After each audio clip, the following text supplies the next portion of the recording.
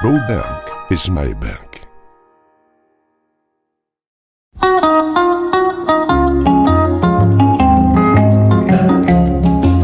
Nabanzaki teringi ekufaki bazongisi bolingo na ngai nsima na bametode na bateknike bana tering bamonani bakumisi teringi ya imana nayebi mpe bolingo na kazali na kati mwana teringi oyamba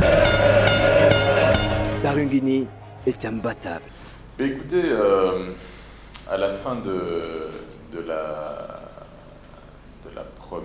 la première phase au niveau de la Ligue nationale, nous avons, je pense, un bilan assez positif parce que même si nous n'avions plus qu'un seul match à jouer, nous avions joué 14 matchs sur les 15 et nous étions deuxième au classement derrière Mazembe.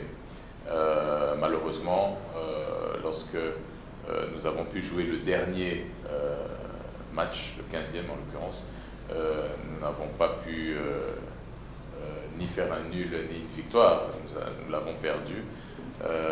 Mais cela n'empêche qu'au niveau du classement phase aller, nous étions deuxième et je pense que c'est une grande satisfaction. C'était une bonne entame pour cette année et surtout pour cette toute nouvelle équipe de staff technique et aussi beaucoup de nouveaux joueurs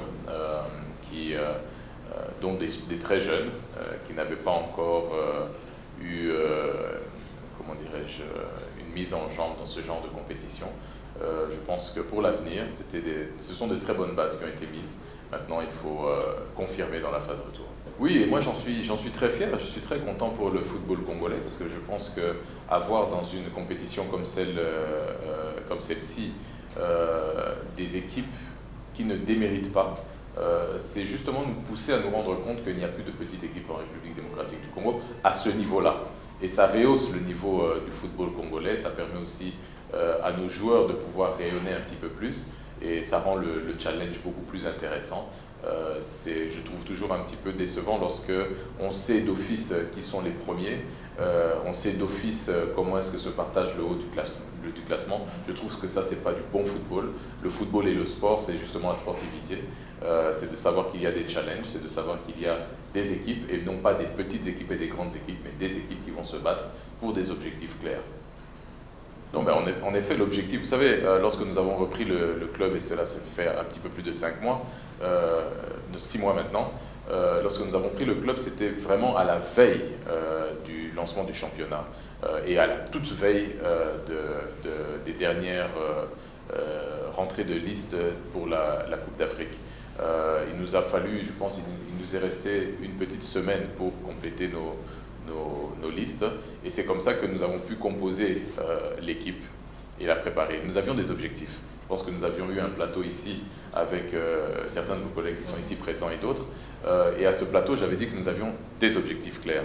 Entre autres, à la Coupe d'Afrique, le premier objectif était de ne pas tomber à la 16e, en 16e de finale, comme c'était devenu à l'accoutumée du Daring Club Motema Pembe. On nous appelait d'ailleurs 16e rue, parce que c'était une habitude depuis plusieurs années, près de 10 ans, où nous ne voyions pas les moyens de dépasser les 16e de finale.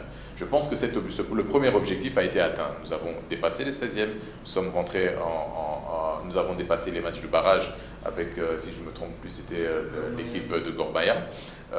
Nous sommes rentrés en phase de poule et nous sommes tombés à la porte des quarts de finale. Je pense que c'est une très belle entame pour cette nouvelle équipe en construction, cette nouvelle équipe en devenir, ce nouveau staff technique en qui j'ai toute ma confiance et qui a réussi à obtenir et à atteindre ces objectifs-là avec, dans un premier temps, une équipe qui venait d'à peine d'être composée, qui devait absolument apprendre à se connaître avec quelques nouveaux joueurs, comme je l'ai dit, et quelques très jeunes joueurs. Je pense à Thomas Nzoto, je pense à Karim, je pense à Enoch, qui n'a pas démérité, qui est vraiment une belle révélation, mais aussi à tous les autres, les Veni Bongonga, les Amal et consorts. Donc, ce premier objectif au niveau de la CAF est un objectif atteint. Tout ce qui venait après était du bonus. J'aimerais rappeler ici que nous sommes tombés vraiment aux portes des quarts de finale avec 10 points comme celui qui est passé, l'équipe Zanaco de Zambie, qui est passé avec les mêmes nombres de points et qui, à un chouïa après, aurait pu être celle qui reste et nous celle qui passe. Donc je veux dire, en termes de dignité, de fierté et d'objectifs, au niveau africain, nous sommes très satisfaits et au contraire maintenant, nous avons à nous battre au niveau de la Ligue nationale pour pouvoir atteindre notre deuxième objectif. Et ce deuxième objectif, comme je l'avais promis aux Imaniens et que je l'avais demandé à notre staff technique et aux athlètes, c'est de pouvoir atteindre la Ligue des champions. Donc la qualification à la Ligue des champions pour l'année prochaine. Donc ça c'est notre objectif, c'est donc d'être dans le duo de tête de la Linafoot. Et nous avons cet objectif est maintenu. En ayant clôturé deuxième de la phase aller, aujourd'hui nous sommes à deux matchs vous avez dit nous sommes 5e dans le classement, il y a 2 matchs de retard, nous allons commencer les matchs, si je ne me trompe pas, la semaine prochaine. Je pense que si nous gagnons le premier match, nous sommes directement déjà 3e avec le classement, 2e pardon, avec le classement actuel, mais bien entendu, il y a des rebonds et des revirements qui peuvent exister. Comme vous l'avez très bien dit, il y a des équipes, il n'y a plus de petites équipes, enfin c'est ce que j'ai dit tout à l'heure, il y a des surprises. On a aujourd'hui une équipe comme Maniema Union qui fait quand même de beaux exploits, qui a un nombre de points très satisfaisant, qui est, je pense, 2e au classement à l'heure actuelle. Voilà, donc tout ça, ce sont des choses à prendre en considération. Nous sommes très à même et très au fait de toutes les réalités actuelles et nous nous préparons quant à ce. Il y a eu bien entendu une petite baisse de morale au niveau de l'équipe lorsque nous n'avons pas été qualifiés parce que nous espérions au niveau de la Coupe d'Afrique d'aller beaucoup plus loin. C'était devenu un petit rêve, presque un miracle que nous pensions pouvoir accomplir. La réalité est celle qu'elle est. Donc il y a eu une petite baisse de motivation, mais tout ça est revenu dans l'ordre maintenant. Absolument, donc comme je l'ai dit, c'est une baisse de morale qui se justifie, qui est compréhensible. Nous tous, nous avons été abattus par le fait que nous n'avons pas pu passer parce que nous avions vraiment cet espoir. Et je tiens à remercier ici les supporters qui, lors du match que nous avons joué contre l'équipe de Esaïe, c'était à 20h, le même jour où Zanaco jouait contre Berkane au Maroc.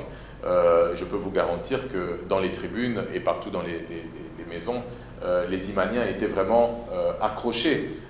Et je peux vous garantir que même au stade, on suivait presque plus le match qui se passait au Maroc que celui qui se passait à Kinshasa, même si nous étions aussi, pas en difficulté, mais le match était vraiment bien disputé. Nous n'avons gagné que de 1-0, mais la victoire était là. De l'autre côté, dans les tribunes, lorsque nous avions une information ou un semblant d'information que 2 buts avaient été marqués ou bien que Berkane menait, et je peux vous garantir que c'était la liesse et la joie dans les tribunes. Donc la déception, elle était partout, chez les supporters, dans le staff, chez les joueurs, et bien entendu il y a eu une petite baisse de morale. Vous savez, mais ça se passe partout, hein, dans les championnats européens.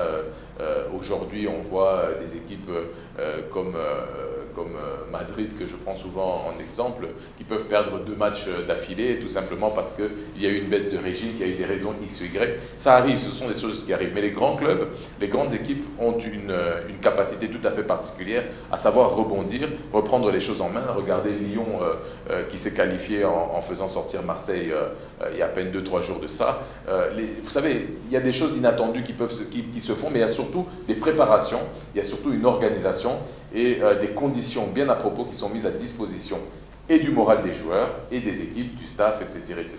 Mais il faut surtout et avant tout pour moi l'accompagnement des dirigeants et ensuite celui des supporters aussi, qui est très important. Bon, écoutez, il a déclaré sur toutes les chaînes et tous les réseaux qu'il avait déposé sa démission. C'est une démission que moi personnellement je n'ai jamais reçue, ce qui fait qu'en termes administratifs, il est toujours à sa place, parce que moi je ne l'ai pas renvoyé. C'est lui qui aurait déclaré avoir déposé sa démission et avoir approché un certain nombre des dirigeants du DCMP pour leur donner cette information-là.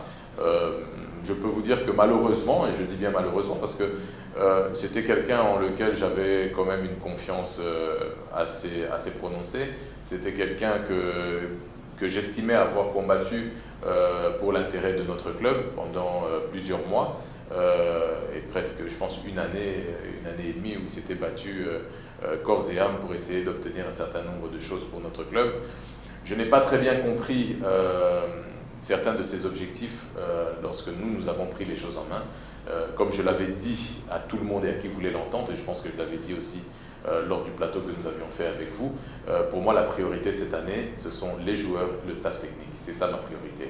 Donc tous les moyens financiers que je pouvais mettre à disposition du club étaient et seront toujours à disposition des staffs techniques et des différents staffs du club et des athlètes.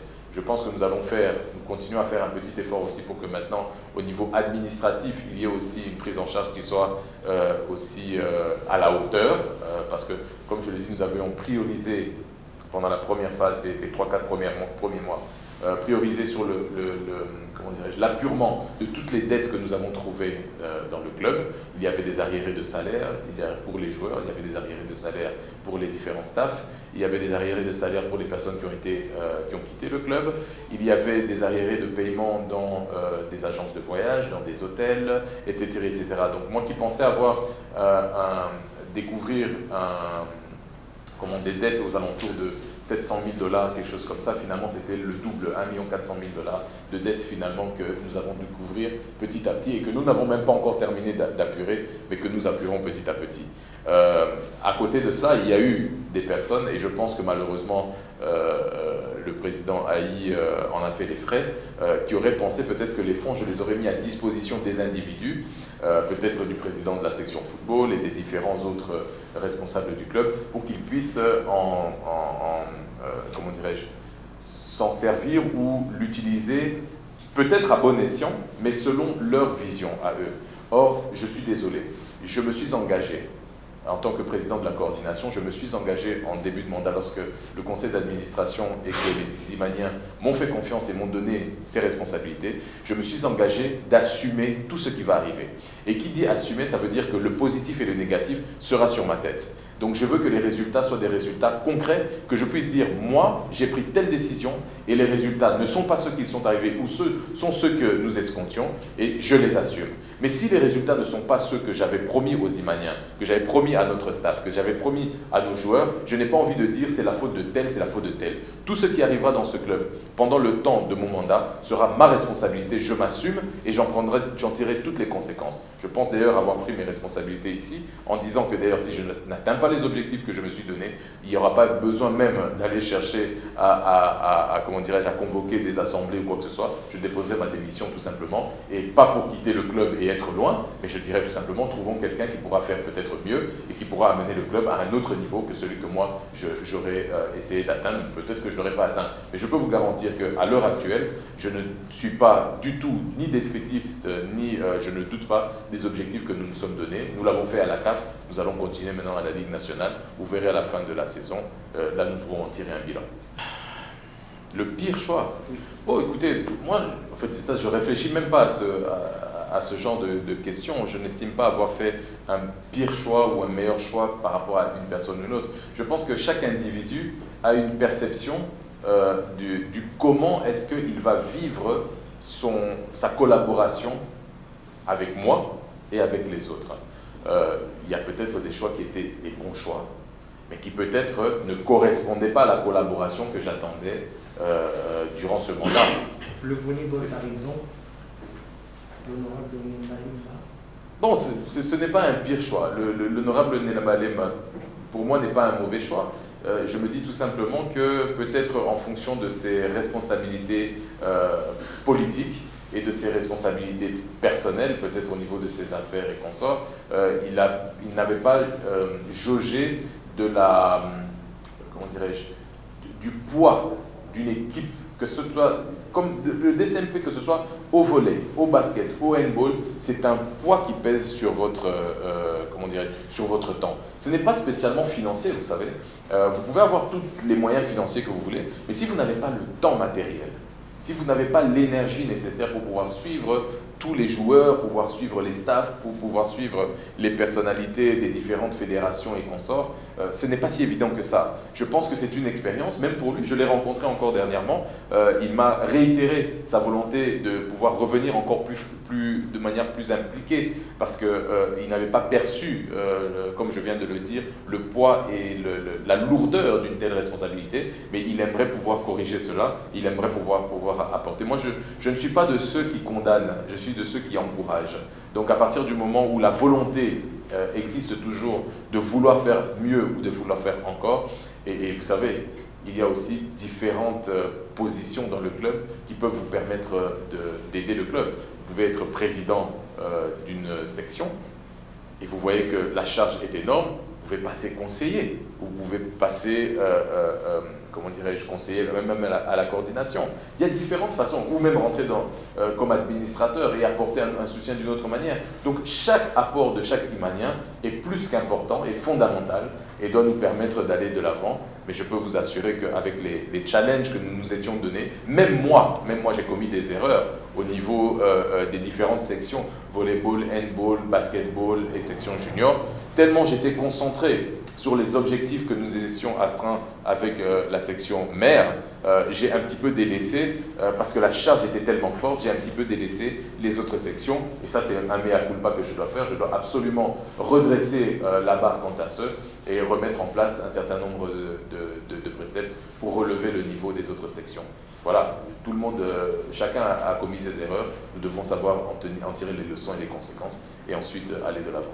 Ah oui, c'est vrai qu'on a remarqué assez souvent que le club, quand il joue à l'extérieur, souvent il donnait des résultats plus intéressants que lorsqu'il jouait à Kinshasa. C'était comme ça à un moment donné, mais ça n'a pas duré très longtemps. On a su gérer, c'est au niveau psychologique, c'est tout simplement ça. Pourquoi le niveau psychologique? Vous savez, c'est comme dans une famille. Un enfant n'aime pas décevoir son père. Un enfant n'aime pas décevoir sa mère, un enfant n'aime pas décevoir ses parents. Et lorsque vous jouez, moi j'avais cette habitude, même quand je faisais du sport, moi j'étais très fort en athlétisme, à l'époque je faisais le 100 mètres et tout ça, et quand mon père venait me regarder faire du sport, j'avais tellement envie de lui faire plaisir, tellement envie de ne pas le décevoir, que parfois je le décevais parce que j'étais stressé. J'avais mes jambes qui ne fonctionnaient plus et tout. Et le problème, c'est que lorsque vous avez, et il faut bien se rendre à l'évidence, que le supporter imanien est quelqu'un qui attend énormément de ses joueurs, énormément de son équipe. Et à un certain moment donné, il y avait un gap, il y avait une discordance, il y avait un fossé entre ce qu'on devait attendre de nos supporters et les joueurs. Ce qui fait que souvent les joueurs, même s'ils étaient en train de gagner, menés au score 1-0, mais qu'ils ne prestaient pas en faisant de très belles actions sur le terrain, vous entendiez des supporters qui les insultaient, qui les mettaient à l'amende, qui étaient contre eux, et ça baissait le moral et parfois ça risquait d'inverser même le rapport de force sur le terrain. Nous avons apporté à nos supporters une confiance en eux aussi. Et ça, ce sont les athlètes qui leur ont apporté cette confiance en eux. Lorsque les athlètes, nous avons réussi psychologiquement à leur faire comprendre que ce qui se passe à l'extérieur du terrain ne doit pas vous affecter. Vous devez vous concentrer sur ce qui est sur le terrain. Petit à petit, les joueurs se sont rendus compte que c'est eux qui décident, c'est eux qui sont sur le terrain, c'est eux qui gagnent ou qui perdent. Et donc, rien de ce qui peut se passer à l'extérieur ne peut les toucher. Dès qu'ils ont compris ça, ils ont commencé à faire des belles choses. J'aimerais vous rappeler un certain nombre de matchs que nous avons prestés ici au Stade des Martyrs. Il y avait les matchs de Coupe d'Afrique où nous n'avons pas démérité. Il y a eu du beau jeu. Rappelez-vous du match que nous avons joué contre Berkane, celui qui d'ailleurs avait donné tous les espoirs aux Imaniens de se dire que voilà, maintenant nous allons être qualifiés pour les quarts de finale. C'était ici au Stade des Martyrs. Les supporters étaient galvanisés, chauds et ça avait encore une fois poussé l'équipe, mais l'équipe s'était mise en condition. Et donc, aujourd'hui, à l'heure où nous parlons aujourd'hui, moi je suis fier de nos supporters imaniens parce qu'ils ont compris. Et même lorsque nous avons été disqualifiés au niveau de la CAF, les supporters ont applaudi, les supporters ont accompagné, ont félicité les joueurs, leur ont encore motivé et redonné du courage. C'est ça qui fait que peut-être à un moment donné nous avions des petits problèmes ici à Kinshasa et moins à l'extérieur, mais ça a changé, ce n'est plus du tout le cas. Vous verrez et vous voyez déjà que le jeu que nous prestons sur le terrain aujourd'hui des Stades des Martyrs est tout aussi bien, si pas sera parfois mieux que même ce que nous pouvons faire à l'extérieur. D'ailleurs, vous l'avez vu, nous avons été perdre à Kindu.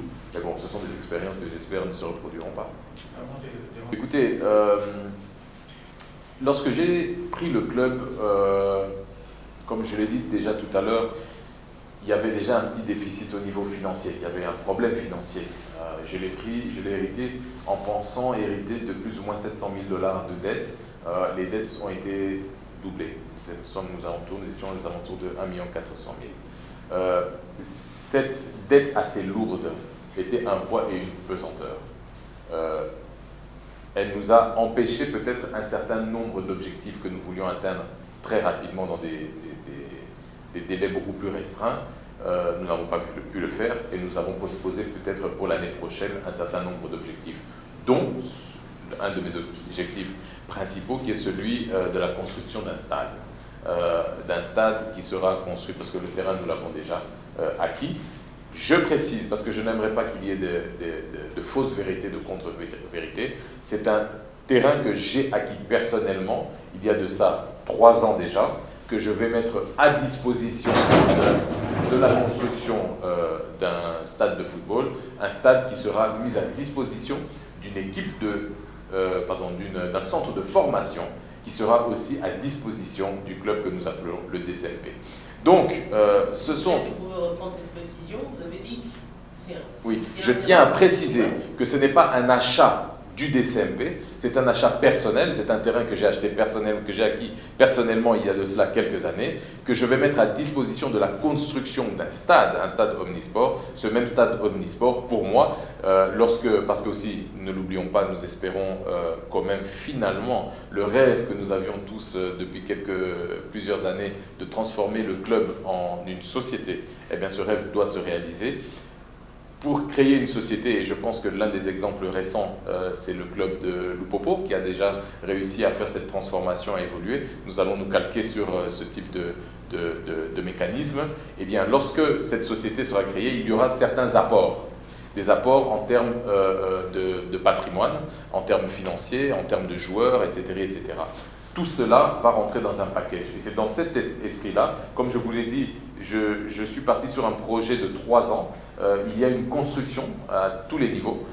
Et en termes de patrimoine, si je peux parler de patrimoine plus concret aujourd'hui, ce sera plus en termes de joueurs, parce que quasiment tous les nouveaux joueurs que nous acquérons maintenant, ce sont des joueurs que j'acquiers au minimum pour 3 ans, si pas un petit peu plus, parce que vous savez que le mythe du joueur définitif, finalement, c'est un mythe qui n'existe pas réellement dans le monde footballistique. Mais par contre, des joueurs qui sont attachés au club sur des contrats de minimum 3 ans et un petit peu plus, eh bien ça, ce sont des réalités que nous pouvons offrir et que nous faisons en sorte qu'ils soient le patrimoine et le bagage du club. Alors on peut ergoter, on peut rentrer dans... Je peux aujourd'hui ici commencer à expliciter, à dénombrer les moyens financiers mis à disposition, les véhicules achetés, les ceci, les cela, le patrimoine en règle générale. Je pense que ce n'est pas spécialement ce qui est le plus important à l'heure actuelle. Le plus important à l'heure actuelle, c'est de construire une base solide pour l'équipe. Ça se parle en termes d'athlètes, en termes d'athlètes de valeur, d'athlètes jeunes sur lesquels nous pouvons compter pour les générations futures de notre club. Donc voilà un petit peu, grosso modo,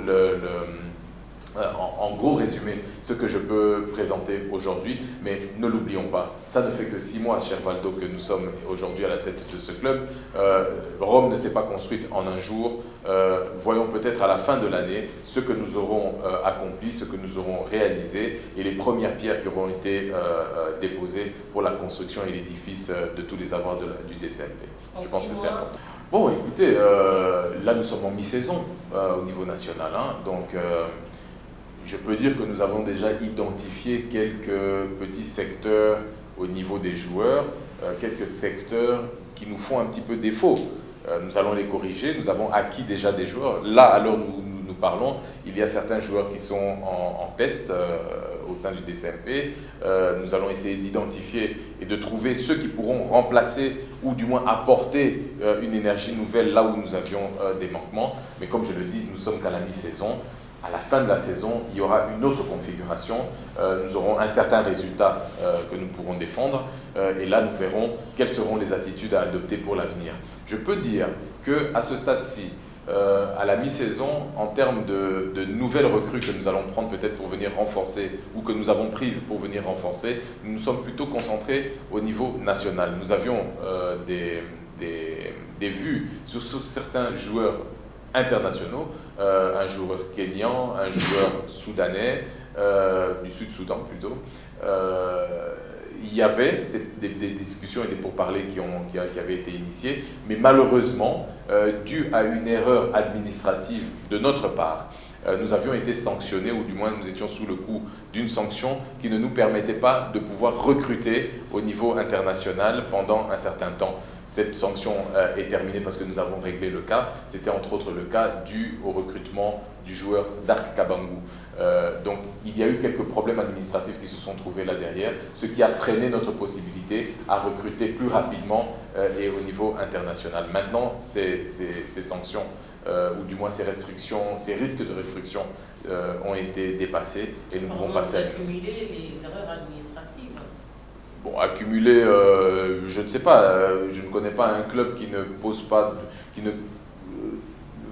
n'a pas de faille ou qui n'a pas pu poser aller commettre une erreur. Ce sont des choses qui arrivent et je vous vois bien venir, maintenant je viens d'y réfléchir. Je vous ai tendu le bâton pour taper, donc vous allez me parler de la faute peut-être administrative dont certains parlent au niveau du joueur Thomas Nzoto du Congo-Brazzaville. Ça, c'est absolument un détail. Je pense qu'il y a eu des mécompréhensions et une tentative peut-être un petit peu allez, je ne vais pas parler de Bouba, je ne vais pas parler de ceux qui ne sont pas là, qui sont absents. Il y a une solution, je dirais, tout à fait administrative qui existe. Peut-être que d'autres ne l'avaient pas comprise. Peut-être que d'autres ont essayé de trouver une alternative là derrière pour essayer de trouver une façon de ne pas gagner sur le terrain et de gagner dans les bureaux peut-être. Je ne sais pas. Je n'ai pas envie de rentrer aujourd'hui dans des polémiques ou quoi que ce soit. Le problème est réglé. Comment dirais-je, les erreurs administratives, si elles existent, elles peuvent être dans le chef des clubs, tout comme elles peuvent être dans les chefs d'une administration, qu'elle soit nationale ou internationale. Ça peut arriver. Donc je ne peux pas vous dire aujourd'hui que j'ai envie de jeter la balle sur qui que ce soit. Nous avons commis des erreurs, en tout cas dans le cadre du joueur Dark Kabangu. Ces erreurs, enfin c'est même pas des erreurs, disons qu'il y avait une situation qui n'était pas connue de tous. Okay.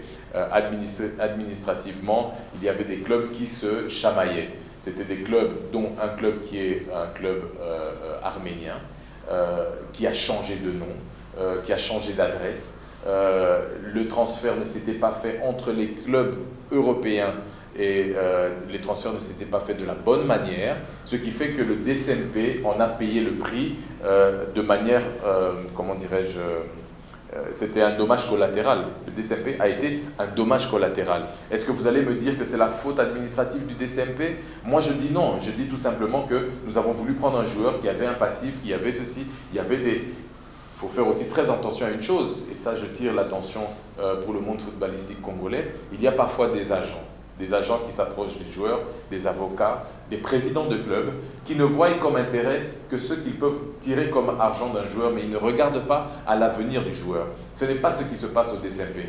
Nous, au DCMP, lorsque nous prenons un joueur, quel que soit son âge, quel que soit son passé, nous regardons son avenir. Et en aucun cas, nous ne pouvons nous permettre de hypothéquer l'avenir de ce joueur. Et moi, je fais tirer l'attention au niveau de la FECOFA, de pouvoir tirer les oreilles, que ce soit à des présidents de clubs ou à des managers ou toute personne qui se rapproche des joueurs à des buts pécuniaires, financiers, de toujours mettre en priorité l'intérieur des joueurs. Il y a beaucoup de joueurs aujourd'hui, regardez le cas de Dago. Dago s'est retrouvé aussi à vouloir jouer au DCMP.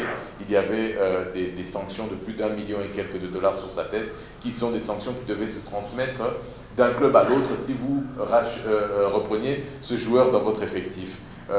Le joueur est pénalisé, mais qui a été l'initiateur de ce type d'action? C'était plus les managers et les présidents qui avaient besoin rapidement d'avoir de l'argent sans regarder quel sera l'avenir du joueur. Donc tout ça est à prendre en considération. Nous ne sommes pas ici pour créer des polémiques entre les fédérations, les ligues, les clubs, etc., etc. Il faut simplement tirer les attentions et que le football congolais soit beaucoup plus responsable par rapport à l'avenir de nos joueurs. Que je me suis mal exprimé, mais je dis ce n'est pas pour Vidiek Chimanga que je vais créer le stade. Je voudrais qu'il y ait une école de formation. D'accord ? L'objectif, c'est de créer un centre de formation. Dans le projet que nous allons créer autour de DCMP Société, le DCMP Société aura donc un centre de formation. Il y aura aussi des participations au niveau de l'ASBL DCMP actuelle, parce qu'actuellement c'est une ASBL. L'ASBL devra avoir aussi une participation. Nous devrons voir comment, juridiquement et économiquement, cette ASBL pourra se représenter dans le nouveau club dit la société et faire en sorte que tous les apports soient quantifiés et puissent être la responsabilité juridique de certaines, comment dirais-je, soit d'institutions, soit d'individus comme l'ASBL DCMP ou bien le centre de formation qui aura une personnalité juridique, etc., etc. Mais donc tout ça, c'est un process. Le tout sera le DCMP de demain. C'est une vision, c'est une projection dans l'avenir, c'est un objectif que nous nous donnons et nous sommes en train de travailler là-dessus. Pourquoi est-ce que je donnais la précision? Parce que vous savez, aujourd'hui, je suis parfois un petit peu triste d'entendre certaines choses que j'ai vues. Par exemple, certaines personnes venir me dire « Oui, mais le DCMP a un terrain du côté de Ntsele ou de Kinkole et ce terrain, c'est marqué les Tupamaros. Mais lorsqu'on va là-bas pour essayer de récupérer le terrain, on voit qu'il y a des machines de sociétés qui sont en train de construire des maisons, etc., etc. Et ce terrain appartenait, ou du moins, on dit qu'elle appartient au DCMP, mais moi je dis non, le terrain n'appartient pas au DCMP, parce qu'on a mal communiqué, on n'a pas dit la vérité. Le terrain appartient aux propriétaires, ceux qui avaient acheté ce terrain pour eux, mais qu'il avait mis à disposition du DCMP. Si le DCMP avait besoin de construire des, comment dirais-je, des baraquements, des logements pour les joueurs, un terrain d'entraînement, etc., etc., ils avaient mis à disposition. Mais directement, d'autres se sont accaparés les choses en disant non, non, non, non, voilà un terrain, il y a DCMP. Non, il faut dire les choses telles qu'elles sont. Il y a des gens qui achètent à leur titre personnel et qui viennent mettre à disposition du club. Il ne faut pas usurper la qualité et usurper la propriété d'autrui. Et ce n'est pas parce que le DCMP... Vous savez, les clubs congolais, vous le savez tous bien mieux que moi, les clubs congolais aujourd'hui ne se financent pas ou ne s'autofinancent pas par l'apport des supporters ou par le merchandising, etc., etc. C'est quelque chose qui se fait de manière progressive, dans une construction et dans un développement. Mais dans un premier temps, et surtout après 6 mois comme ça, les efforts apportés financièrement, ou du moins oui, financièrement au club, soit incombent au président du club, ou toute autre personne dans le comité qui veut bien apporter sa part, aussi à certains bienfaisants peut-être qui aimeraient contribuer, et voilà, c'est tout. Mais aujourd'hui, je suis désolé, on ne peut pas dire qu'au DCMP, nous recevons de l'argent à gauche, à droite. Je vois des histoires qui se baladent sur les réseaux, mais encore une fois, ce sont des usurpations de qualité, ce sont des spoliations, je sais même pas. Ça sous-entend, c'est n'importe quoi. Actionnaire ou dans le club automobile dans la nouvelle version. Ah oui, moi je serai actionnaire, ça c'est sûr, je serai actionnaire de mon club. Certain. Écoutez, la première pierre du centre de formation, j'avais espéré qu'elle soit mise en janvier. C'était normalement en janvier ici que nous devions poser la première pierre de la construction de notre stade. Malheureusement, avec tout un certain nombre de choses qui nous sont arrivées, financièrement, ça a été plus difficile pour moi d'accéder à cela. Je devais partir à Bologne, en Italie, pour rencontrer les dirigeants, entre autres, de Macron, qui est l'équipementier avec lequel nous avons signé un accord. Vous savez que Macron a construit le stade de Crystal Palace en Angleterre. Il y a des formes de partenariat là derrière qui peuvent se faire. On a l'objectif peut-être de pouvoir, et ce sont les discussions que nous devrons avoir. Je devais être là-bas entre le 17 et le 19 janvier. Malheureusement, je n'ai pas pu y aller pour des raisons professionnelles et des obligations. Je vais devoir y aller peut-être le mois prochain. Et j'espère que nous pourrons conclure un certain nombre de choses. Aujourd'hui, ce n'est pas encore chose acquise. Nous avons aussi des partenaires de clubs étrangers en Turquie et en France et au Portugal, avec lesquels nous devons mettre en place justement les accords qui vont nous permettre les échanges que nous avons prévus pour l'avenir et donc le soutien et l'accompagnement du centre de formation. Donc tout ça, ça se construit. Ce n'est pas en un jour comme ça, du jour au lendemain, que vous allez réussir à transformer. Nous, comme je le dis encore et je le répète, ça ne fait que 6 mois qu'on est là. Rome ne s'est pas construite en un jour. Excusez-moi, mais laissez le temps au temps. Il faut qu'on fasse les choses. La priorité des priorités, c'est d'abord de rendre au DCMP ses couleurs, faire en sorte que ce soit un club reconnu au niveau international par ses résultats, et ensuite le reste suivra. C'est ça qui est. Tout d'abord, vous savez, lorsque vous parlez de nos autres casquettes, nous sommes dans un état de droit. La casquette du général Amissi est militaire. J'ai bien dit général. Essayez de ne pas le faire rentrer dans la politique, même si c'est vrai qu'au niveau de général, ce sont parfois des nominations aussi politiques. Mais laissez-lui sa casquette militaire, ne le faites pas rentrer dans les choses politiques. En tant que président de club, par contre, il est de notre devoir, à nous tous les présidents de club, je pense au président Beveraggi de Lupopo, je pense au président Lambert de Rangers et tous les autres présidents, nous avons le devoir quand même de constituer un lobby fort pour pouvoir peser sur la ligne directrice du gouvernement. Et là, je peux vous dire que aujourd'hui, maintenant que nous avons un ministre des Sports qui est un sportif, qui connaît le sport en règle générale, eh bien ensemble, avec ce lobby de présidents, plus le ministre et les différents présidents de fédération, nous devons peser sur le gouvernement pour pouvoir, obtenir de lui qu'il puisse accompagner pas seulement les clubs, mais aussi et surtout la FECOFA et les grandes fédérations sportives du Congo. Avoir un stade comme celui des Martyrs, qui se retrouverait demain sanctionné, je pense que c'est humiliant aussi pour le pays. Ce n'est pas simplement pour le football ou pour le monde sportif, mais c'est aussi humiliant pour le pays. Et là maintenant, si je dois sortir de ma casquette de président de club et que je prends ma casquette de conseiller spécial en charge de questions stratégiques, j'estime que stratégiquement, le sport est un liant social. Et du fait que c'est un liant social et que c'est un élément que nous pouvons utiliser à plusieurs escients pour, on dira, réguler, stabiliser et aménager les esprits des populations, je pense qu'il est crucial et fondamentalement important que le gouvernement se saisisse de ce type de problématiques et mette à disposition du ministère, des fédérations, les moyens nécessaires pour qu'on ne puisse pas, passer à côté d'une situation comme celle-là. Donc il faut absolument qu'on y réponde. Donc avec ma casquette, là maintenant, en tant que conseiller du chef de l'État, je me dois de faire mes notes. Moi, je ne suis pas conseiller du gouvernement, je suis conseiller du chef de l'État. Donc je lui fais des notes aussi et je pourrais lui demander à un moment donné de pouvoir peser aussi sur le gouvernement pour qu'un certain nombre de choses soient faites, non pas pour le DCMP, mais pour l'intérêt du sport congolais. Road Bank is my bank.